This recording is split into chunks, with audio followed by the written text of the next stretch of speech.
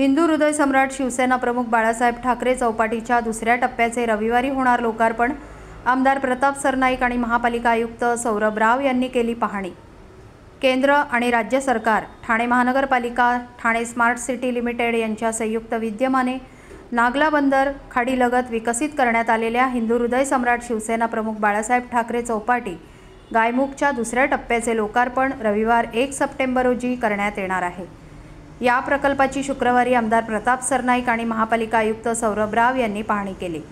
गायमुख येथे स्मार्ट सिटीच्या कामांच्या अंतर्गत येथे सुमारे 800 मीटरची लांबी असलेल्या या चौपाटीवर जेट्टी, गणेश विसर्जन घाट, दशक्रिया विधी घाट, खाडीलगत पादचाऱ्यांसाठी पदपथ, रस्त्यालगत पदपथ, मियावाकी उद्यान, आसन व्यवस्था, अम्फी थिएटर, वाहन पार्किंग व्यवस्था, प्रसाधनगृहे, विद्युत रोषणाई आणि CCTV आदी सुविधा करण्यात आल्या आहेत।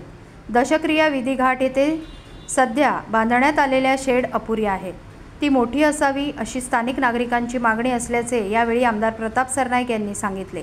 त्यानुसार वाढीव शेड, पिण्याच्या पाण्याची व्यवस्था करण्यात यावी असे निर्देश आयुक्त सौरभ राव यांनी अधिकाऱ्यांना दिले आहेत। मुख्यमंत्री एकनाथ शिंदे यांच्या हस्ते रविवारी या दुसऱ्या टप्प्याचे लोकार्पण होत आहे, त्यामुळे ठाणेकरांना फिरण्यासाठी, कौटुंबिक सहलीसाठी एक चांगली व्यवस्था तयार झाली आहे।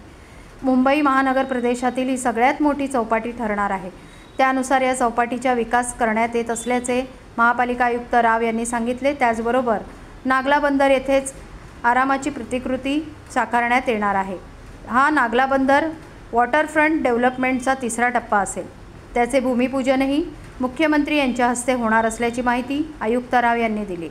स्मशानभूमी ही सर्व धर्मियांसाठी असल्याने त्या सर्व समाज घटकांशी चर्चा करून त्यांच्या आवश्यकतेनुसार या स्मशानभूमीत बांधकामे आणि रचना केली जाणार आहे।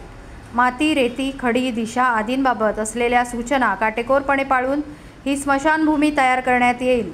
अधिकाऱ्यांना तशा सूचनाही देण्यात आल्याचे आयुक्त राव यांनी स्पष्ट केले। एकनाथ शिंदे साहेबांनी महापालिकेचे आयुक्त श्री सौरभ राव आणि ह्या भागाचा लोकप्रतिनिधी म्हणून मला स्पष्टपणे सांगितलेलं आहे। गेल्या अनेक वर्षापासून ठाणे शहरामध्ये विविध समाजाची लोक राहतात। त्यात ख्रिश्चन समाज आहे, मुस्लिम समाज आहे, हिंदू समाज आहे, लिंगायत आहे, जैन धर्मगुरू आहे, काही प्राणीमित्र संघटना होत्या। त्यांनी मागणी केली होती की त्यांच्या जे पाळीव प्राणी आहेत त्यांच्यासाठी सुद्धा अंत्यविधीची व्यवस्था करावी आणि त्यामुळे शिंदे साहेब ह्या सगळ्या गोष्टींमध्ये फार पुढाकार घेत असतात। त्यांनी ह्या परिसरामध्ये जी माझी जागा होती ती कॉर्पोरेशनला आम्ही हँडओव्हर केली आणि स्वतः कन्स्ट्रक्शन पीडीआरच्या माध्यमातून, आमच्या कंपनीच्या माध्यमातूनच मी हे सर्वधर्मीय स्मृती उद्यान बनवून देतो आहे। लवकरच ते पूर्णत्वास येईल, म्हणजे वर्षभराच्या कालावधीमध्ये पूर्ण व्हायला पाहिजे असं मला वाटतं। मध्यंतरीच्या काळामध्ये काही स्थानिक लोकांनी विरोध केला होता म्हणून ते काम थांबलं होतं। पावसामुळे थोडंसं गती मंदावली होती, परंतु आता फार मोठ्या प्रमाणात कामाला सुरुवात झालेली आहे आणि लवकरच हे स्मृती उद्यान जे आहे ते महानगरपालिकेच्या माध्यमातून सर्वसामान्य जनतेसाठी खुली होईल। राज्याचे मुख्यमंत्री एकनाथ शिंदे साहेबांचा 1 तारखेला त्यांनी दौरा ठेवलेला आहे विविध विकास प्रकल्पांसाठी।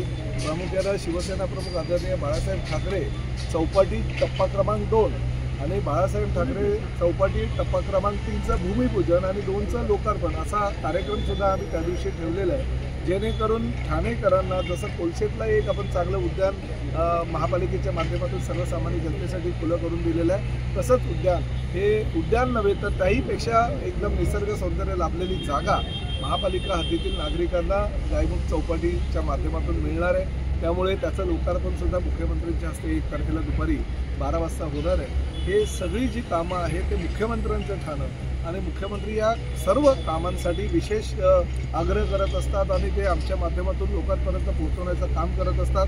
त्यामुळे हे शहर अतिशय सुंदर आणि स्वच्छ, मुख्यमंत्र्यांचं ठाणं कुणालाही बोलायला आवडलं पाहिजे अशा प्रकारचं ठाणं आम्ही निर्माण करतो। तयारीच्या निमित्त माननीय मुख्यमंत्री महोदयाने 2दा बैठका घेतली आहे। आज सुद्धा माननीय पालकमंत्री महोदय यांच्या अध्यक्षतेखाली जिल्हाधिकारी कार्यालयामध्ये या विषयाबद्दल बैठक आहे। महानगरपालिकेमार्फत जे काही तयारी आम्हाला करायची आहे, अर्थात गणेश मंडळांना पटापट परवानग्या देणे, ऑनलाईन पद्धतीने सिंगल विंडो सिस्टम करणे, ज्यामध्ये MSEB आणि पोलीस डिपार्टमेंट यांच्याबरोबर ऑनलाईन पद्धतीनेच समन्वय ठेवणे, जेणेकरून ॲप्लिकेंट जे आपले गणेश मंडळ आहे त्यांना वेगवेगळे ठिकाणाला जाण्याची आवश्यकता पडणार नाही, ती व्यवस्था आपण केली आहे। काल संध्याकाळपर्यंत आम्हाला 214 ॲप्लिकेशन्स प्राप्त झालेले होते परवानग्यांचे. त्यापैकी 184 ॲप्लिकेशन्स आपण 3 दिवसाच्या आत परवानगीही दिलेलं आहे. विसर्जनाचे घाटांची व्यवस्था, तिथे स्वच्छ पेयजल, तिथे शौचालयाची व्यवस्था, फिरते आपले विसर्जन स्थळ, यावेळी आपण ती सुद्धा संकल्पना आपण अंमलीभूत आणण्याचा प्रयत्न करत आहोत.